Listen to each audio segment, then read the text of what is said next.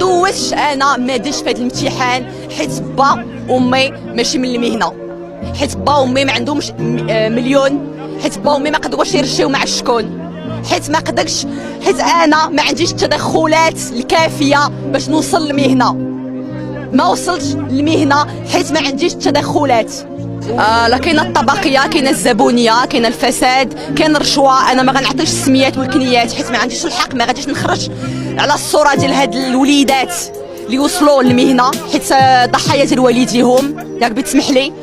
ولكن هاد النتائج واخا التحقيق يتحل راه كلشي باين، راه واخا الواحد ما يكونش يفهم، راه غير لا قرا لا ليست ديال الناس اللي ناجحين راه كلشي باين. راه كاينه الزبونيه، كان الحلم ديالي نولي محاميه، الحلم ديالي كان نولي محاميه ومازال الحلم ديالي.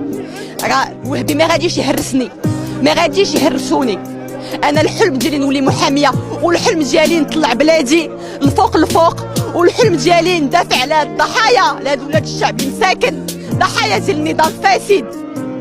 راه وين باش نقول لك، راه الامتحان المحاماه راه امتحان ماشي مباراة، داكوغ؟